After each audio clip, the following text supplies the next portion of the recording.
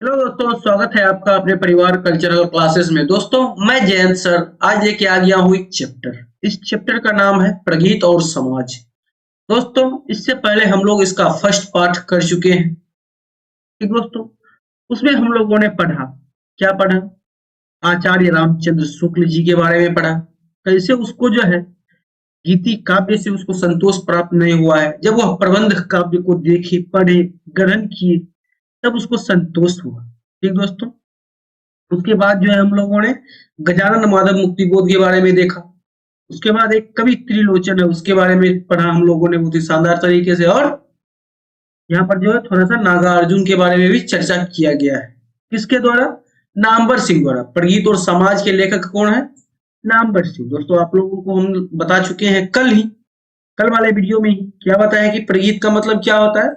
एक ऐसा काव्य जिसे गाया जा सकता है। प्रगीत का मतलब होता है गाना, गीत।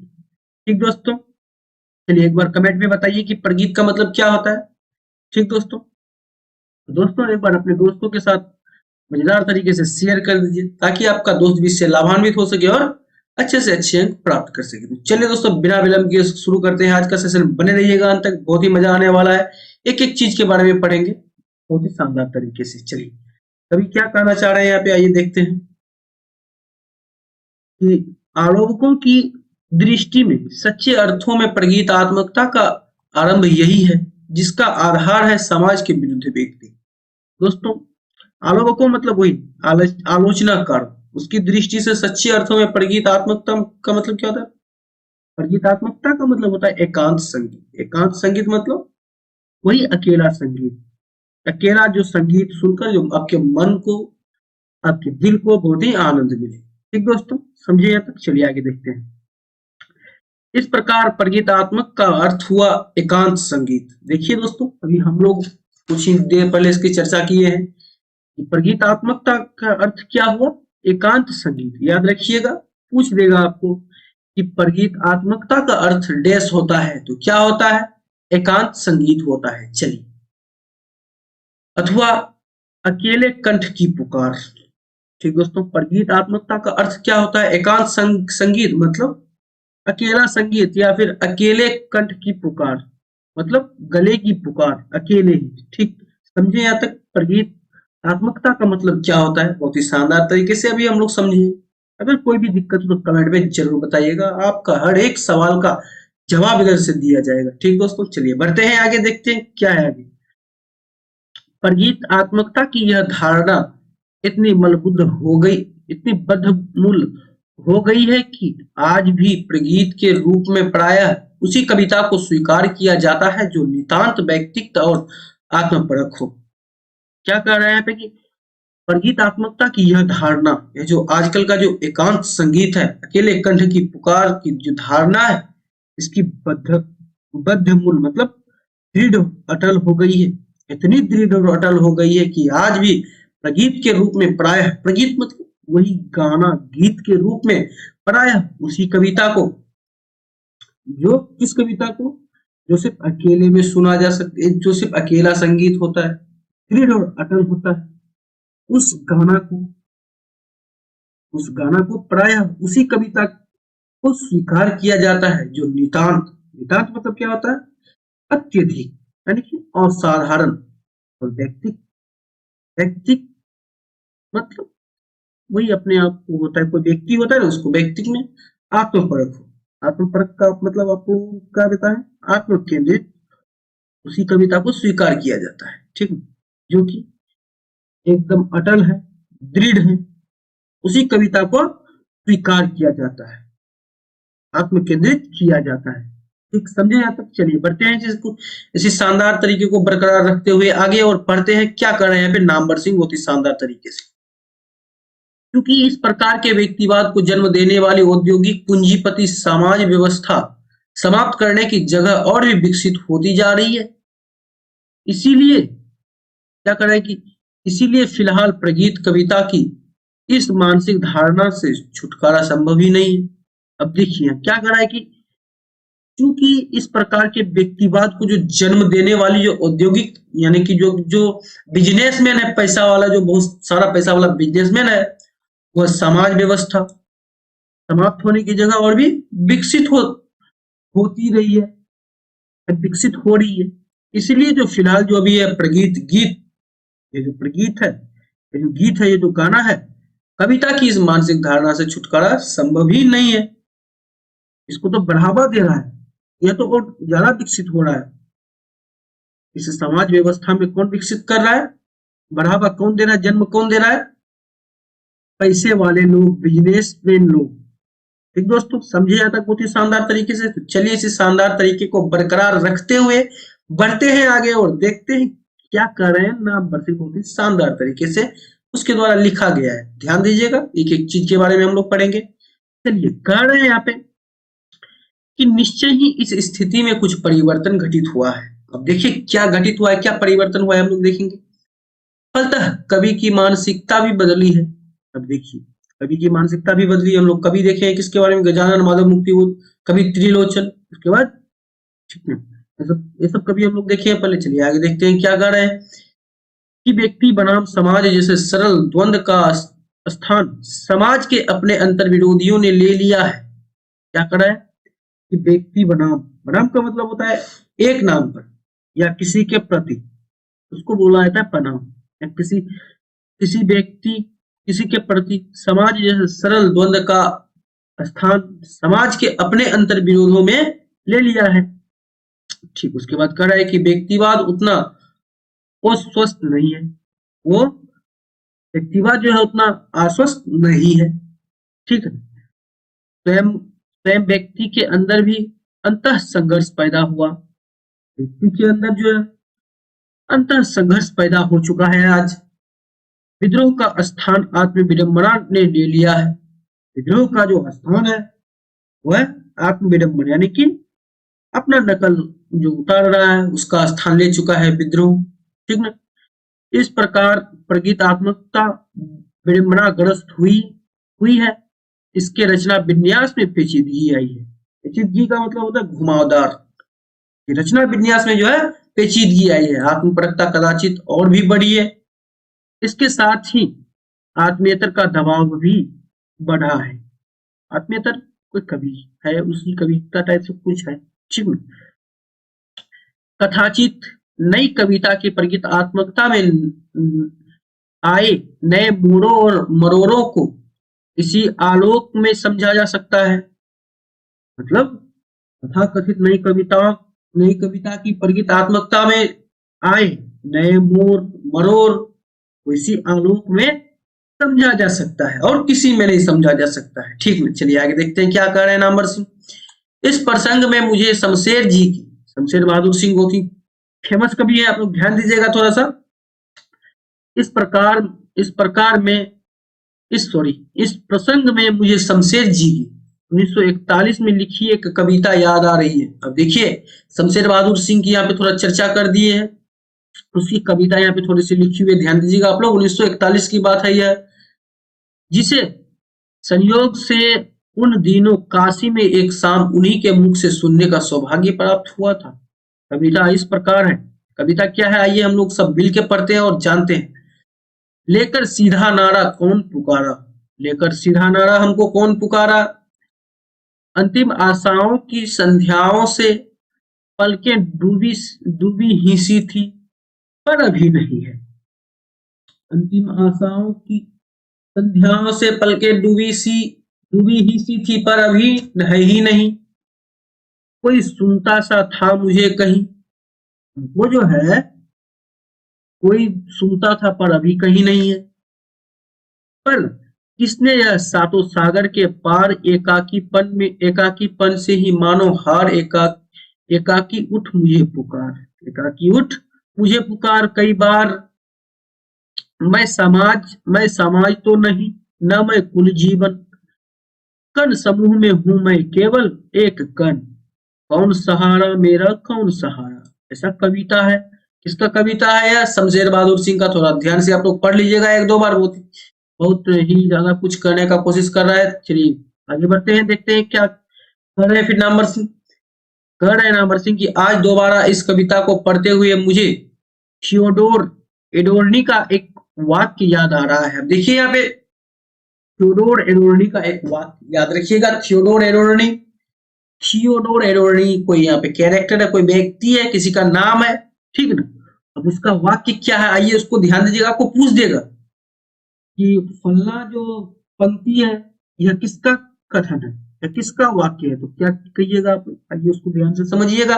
पूछ देगा आप लोगों को कि थियोडोर एडोर्नी, जिसका भाव यह है कि कविता जो कुछ कर रही है उसे सिर्फ वही समझ सकता है जो इसके एकाकीपन में मानवता की आवाज सुन सकता है। एकाकीपन का मतलब होता है अकेलापन में जो उसकी कविता को जो सुनता है सिर्फ वही समझ सकता है इस एकाकीपन में मानवता की आवाज जो सुन सकता है, सिर्फ अकेले में, ठीक है। मैं इस कविता का व्याख्या करने का साहस न करूंगा। अमर सिंह कह रहे हैं यहाँ पे कि मैं यह जो कविता है इसकी व्याख्या कदाचित नहीं करूंगा, साहस भी नहीं करूंगा इसको व्याख्या करने की। लेकिन यह समाज के उस दबाव को भी महसूस किया जा सकता है और अपने अकेले होने की विडंबना को भी, है ना। क्या कर रहे हैं कि लेकिन यहाँ जो है समाज के उस दबाव को भी महसूस किया जा सकता है और अपने अकेलेपन की विडंबना। विडंबना मतलब क्या होता है? नकल करना। अकेले में जो हम नकल करते हैं उसको भी आज महसूस किया जा सकता है। और यही वह बिंदु है, और यही वह बिंदु है जो इस कविता की निराशा को बच्चन जैसे कवियों की सरल सपाट निराशा से अलग करते हुए एक गहरी सामाजिक सच्चाई को व्यक्त करते हैं। क्या करते हुए? सबको बच्चन जैसे कवियों की सरल सपाट निराशा से अलग करते हुए क्या करती है? सामाजिक सच्चाई को व्यक्त करते हैं। यह कविता, ठीक ना दोस्तों, जो हम लोगों ने अभी पढ़ा कुछ क्षण पहले, किसका कविता है यह? शमशेर बहादुर सिंह का। याद रखिएगा। चलिए बढ़ते हैं आगे, देखते हैं क्या कहना चाह रहा है कि इस सांसद की स्थिति से उबरने का एक उपाय तो वह है जिसे एक समय के प्रगीतवाद ने सुझाया था, अंदर से एकदम बाहर निकलकर जनता के पास जाना। अंदर से एकदम बाहर निकलकर कहाँ जाना? जनता के पास जाना। निसंदेह, इसमें कोई संदेह नहीं है कि कुछ लोगों ने यह रास्ता अपनाया भी, वहां तक कि शमशेर जी भी कभी कभी उस रास्ते पर चले थे। कभी लेखक कह रहे हैं हम लोगों का कि वह जो रास्ता है निसंदेह, इसमें कोई संदेह नहीं है कि यहाँ तक कि शमशेर सिंह बहादुर जी भी उस रास्ते पे चले थे, बल्कि वो भी उस रास्ते पर ही चले थे। वो परिणाम इसका क्या निकलता है? परिणाम कविता नितांत सामाजिक हो गई और जिस हद तक हुई उस हद तक प्रगीत आत्मकता से ही नहीं बल्कि कवित्व से भी वंचित हुई, अपने कवित्व से भी वंचित हो गई। जल्द ही रघुवीर सहाय के शब्दों में कवि ने यदि वह संवेदनाशील हुआ तो अनुभव किया कि बाहर बाहर जाते जाते अब अपना मन खाली। रघुवीर सहाय के शब्दों में क्या कह रहे हैं कवि कि यदि वह संवेदनाशील हुआ, अनुभव किया जा रहा है कि बाहर बाहर जाते जाते अपना मन खाली हो गया है। इस अनुभव के बाद या तो फिर अंतर्गुहावास या फिर आत्मसंघर्ष। अनुभव के बाद सिर्फ क्या रह गया?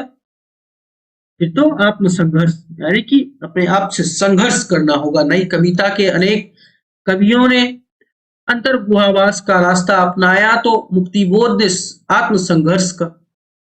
देखिए, नई कविता ने जो अनेक कवियों की अंतर्गुहावास का रास्ता अपनाया, वही गजानन माधव मुक्तिबोध ने आत्मसंघर्ष को ही अपना लिया।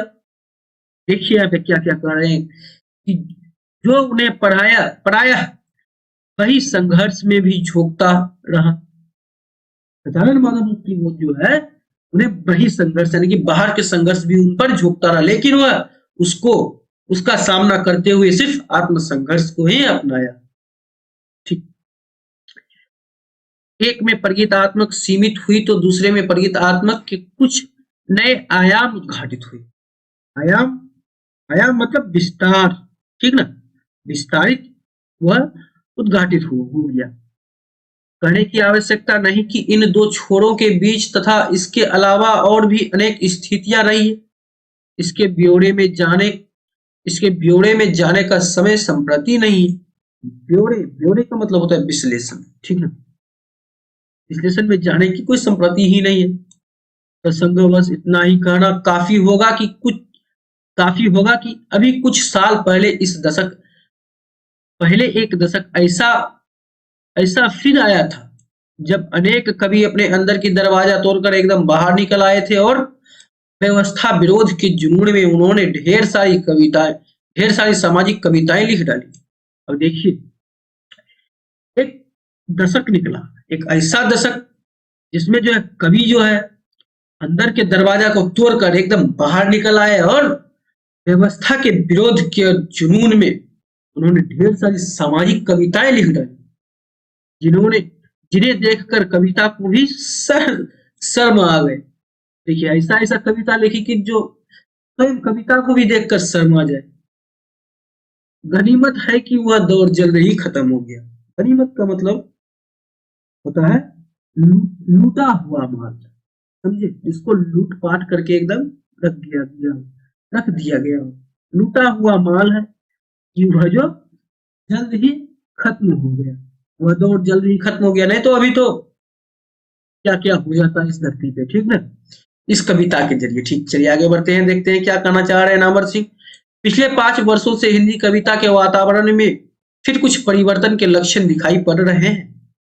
और यहाँ पे नामवर सिंह बहुत ही शानदार तरीके से कि पिछले 5 वर्ष में हिंदी कविता के वातावरण में जो है कुछ परिवर्तन के लक्षण फिर से दिखाई पड़ रहे हैं। भाई लोग, जनता जनार्दन, आप लोग सुनिए ध्यान से, और आप लोग भी, ठीक ना दोस्तों। यह परिवर्तन न बहुत बड़ा है, यह परिवर्तन जो परिवर्तन हुआ है, परिवर्तन न बहुत बड़ा है न क्रांतिकारी ही। क्या करें कि यह जो परिवर्तन हुआ है पिछले 5 वर्षों से, यह इसमें परिवर्तन न बहुत बड़ा परिवर्तन है और न ही क्रांतिकारी है। ऐसा परिवर्तन करके क्या फायदा भाई। लेकिन कविता की पुनः प्रतिष्ठा प्रत्य अभिज्ञान अथवा प्रत्य स्वसित जैसा कुछ अवश्य है। प्रत्य अभिज्ञान मतलब स्मृति चंद, ठीक, जैसा कुछ अवश्य है। संयोग से यह परिवर्तन इधर उभरने वाली एक युवा पीढ़ी के कवियों के द्वारा घटित हुआ है, लेकिन इसमें पहले की पीढ़ी के कवियों के किंचित बदले हुए स्वर का भी योगदान है। जो युवा पीढ़ी के कवि हैं, इसके द्वारा जो घटित हुआ है, लेकिन इससे पहले की जो पीढ़ी थी उन कवियों के किंचित बदले हुए स्वर का भी उसमें योगदान रहा है दोस्तों। जो अभी का जो दिखाई पड़ रहा है इसमें कविता में, ठीक, अभी जो परिवर्तन हुआ है वो पहले के ही पीढ़ी के जो कवि है उसी का ही स्वर का योगदान है, उसी का ही आवाज का योगदान है। इसे मैं एक नई प्रगीतात्मकता का उभार कहना चाहूंगा। नामवर सिंह कह रहे हैं कि यह जो है, इसको जो मैं जो है अभी प्रगीतात्मकता का उभार कहना चाहूंगा, नई प्रगीतात्मकता का उभार कहना चाहूंगा। आज कवि को न तो अपने अंदर झांक कर देखने में संकोच है और न बाहर के यथार्थ का सामना करने में कोई हिचक है। एकदम डट कर सामना करेंगे, ठीक ना। अंदर न तो किसी असंदिग्ध विश्व दृष्टि का मजबूत खूंटा गढ़ने की जिद है और न बाहर व्यवस्था को एक विराट पहाड़ के रूप में आंकने की हवसी है। ऐसा कुछ भी नहीं है कवि के अंदर।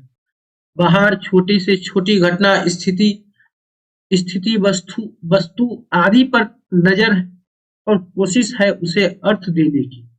उसे कोशिश क्या है? अर्थ देने की है, ठीक। इसी प्रकार बाहर की प्रतिक्रिया स्वरूप अंदर उठने वाली छोटी सी छोटी लहर को भी पकड़कर उसे शब्दों में बांध लेना उत्साह है। छोटी सी छोटी लहर को पकड़कर उसे शब्दों में बांध देना, यह उत्साह की बात है।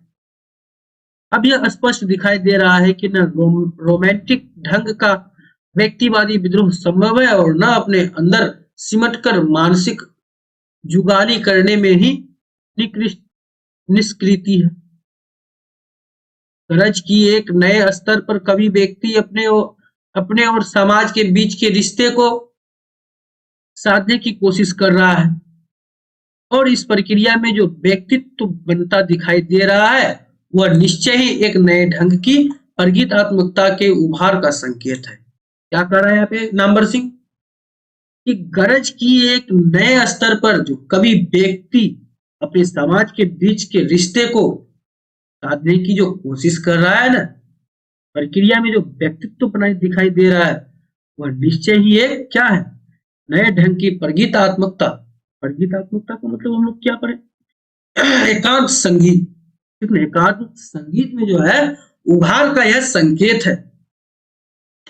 कहने की आवश्यकता नहीं कि यह रोमांटिक गीतों की वापसी नहीं है। तो हमको कहने की आवश्यकता नहीं है जनता जनार्दन, आप लोग सुन रहे हैं ना, मैं जो है निबंध लिख रहा हूँ ऐसा नामवर सिंह कह रहे हैं, भाई लोग ध्यान दीजिएगा। नामवर सिंह कह रहे हैं कि कहने की मुझे आवश्यकता नहीं कि ये जो रोमांटिक गीतों की वापसी नहीं है, बल्कि वापसी है। और न कविता को नितांत व्यक्तित्व मोड़ छोड़ देने की कोई साजिश है। ठीक, यह कोई साजिश भी नहीं है। मैं यह नहीं कहता कि रोमांटिक गीत वापस नहीं है। इसका अर्थ उन आत्मपरक कविताओं की ओर आलोचक की वापसी भी नहीं है। इसका अर्थ उन आत्मपरक कविताओं की ओर क्या है, आलोचक की वापसी भी नहीं है। आलोचक मतलब कोई आलोचना करने वाले को ही आलोचक कहते हैं। ठीक, जिससे पहले मुक्तिबोध ने एक साहित्य की डायरी में और फिर मैंने कविता के नई प्रतिमान में जड़ीभूत सौंदर्य अनुभूति के रूप में तिरस्कृत किया था। तिरस्कृत का मतलब क्या होता है दोस्तों, आप लोग नहीं जानते तो आप लोगों को बता दें। तिरस्कृत का मतलब होता है अपमानित या अनादरित, का अनादरित कर दिया है।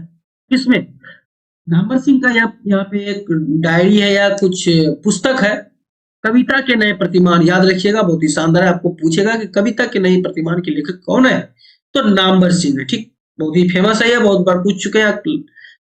मैं आशा करता हूँ कि आपको भी पूछ दिया अगले साल, इसी साल आप लोग जो एग्जाम देने वाले हैं 12th की। जरूरी नहीं कि यह प्रगीतात्मकता छंदों की ओर लौटकर ही अपनी विशिष्टता प्रमाणित करे। यह जरूरी भी नहीं है कि प्रगीतात्मकता एकांत संगीत है वह छंदों की ओर लौटकर ही अपनी विशिष्टता प्रमाणित करे। यह जरूरी भी नहीं है दोस्तों, ऐसा करें नाम पर से मैं नहीं कर रहा हूँ। इधर की कविताओं से धीरे धीरे यह बात पुष्ट होती जा रही है कि मित कथन में अति कथन से अधिक शक्ति होती है, और ठंडे स्वर का तारीस भी कभी कभी काफी गर्म होती है। याद देखिए दोस्तों, मित कथन मतलब क्या होता है आपको बता दें, कम शब्दों में अधिक बोलना उसको मित कथन कहता है। क्या मित कथन में अति कथन से अधिक शक्ति होती है, मित कथन में अति कथन से अधिक शक्ति होती है, याद रखिएगा।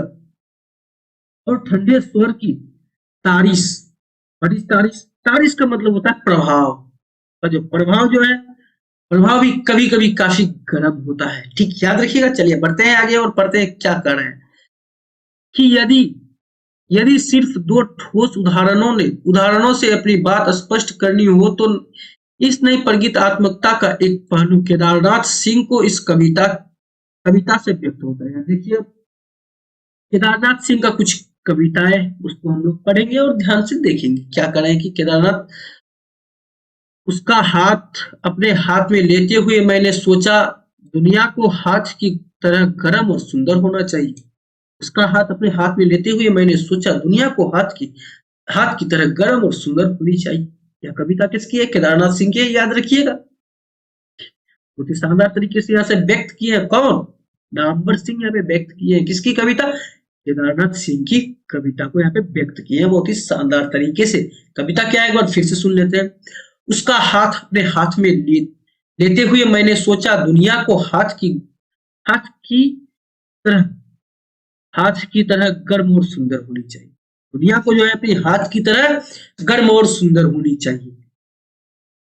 और दूसरा पहलू शरद बिल्लोड़े की तय तो यही था कविता इन अंतिम पंक्तियों से। यह किसकी कविता है या दूसरी वाली, दूसरा पहलू शरद बिल्लोड़े, याद रखिएगा। शरद बिल्लोड़े का हम लोग पढ़ेंगे अभी, और कुछ क्षण पहले पढ़े किसका, तो केदारनाथ सिंह का। याद रखिएगा, केदारनाथ सिंह का कविता क्या पढ़े, उसका हाथ अपने हाथ में लेते हुए मैंने सोचा दुनिया को हाथ की तरह गर्म और सुंदर होना चाहिए। चलिए, शरद बिल्लोड़े की यह कविता है। यह कविता किससे लिया गया है, तो यही था। यह कविता है कविता का शीर्षक है। और उसमें अंतिम पंक्तियों में यह दिया हुआ है कि हारकर मैं समूचा तराजू पर ही चढ़ गया। मैं जो हार गया हूं फिर भी पूरा का पूरा तराजू पर चढ़ गया। आसमान से फूल नहीं बरसे, कबूतर ने कोई दूसरा रूप नहीं लिया। आसमान से न कोई फूल बरसा और कबूतर ने कोई दूसरा रूप नहीं लिया। और मैंने देखा बाज की गाढ़ बाज की दाढ़ में आदमी का खून लगा हुआ है। बाज की गाढ़ में बाज की सॉरी यार बाज की दाढ़ में, दाढ़ मतलब चौभन, छोटा घोर आवाज, चिल्ला कर कहना, बोलता है कि ज्यादा दहाड़ों मत, दहाड़ का आवाज होता है। बाज की दाढ़ में आदमी का खून लगा हुआ है। बाज की दाढ़ में किसका खून लगा हुआ है? आदमी का खून लगा हुआ है। तो हम लोग इस चैप्टर में किस किस कवि के बारे में देखें। सर्वप्रथम तो हम लोग देखेंगे आचार्य रामचंद्र शुक्ल। उसके बाद जो है गजानन माधव मुक्ति के बारे में थोड़ा सा यहाँ पे चर्चा देखें। उसके बाद कवि त्रिलोचन, उसके बाद आता है यहाँ पे नागार्जुन का चर्चा आता है। उसके बाद जो है हम लोग देखें यहाँ पे कवि, यहाँ पे देखिए केदारनाथ सिंह। उसके बाद शरद बेल्लोरे जी का यहाँ पे देखिए। ठीक दोस्तों, तो दोस्तों अगर आप लोग यहाँ तक वीडियो देख चुके हैं तो कर दीजिए अपने दोस्तों के साथ जमकर शेयर और कर दीजिए इस वीडियो को जमकर लाइक। और अगर आप चैनल पर नए हैं तो इस चैनल को सब्सक्राइब करके बेल वाला आइकन जरूर दबा दीजिए। तो दोस्तों आपको जो है इसका पीडीएफ डिस्क्रिप्शन बॉक्स में मिल जाएगा, जाके आप लोग जरूर से जरूर चेक करना है आप लोगों को। ठीक दोस्तों, तो दोस्तों आज का क्लास यही समाप्त करते हैं, फिर कल लेके आते हैं इसका ऑब्जेक्टिव क्वेश्चन बहुत ही शानदार तरीके से। बने रहिएगा हमारे साथ अंत तक। तब तक के लिए मिलते हैं कल, तब तक के लिए बाय, फिर मिलते हैं कल।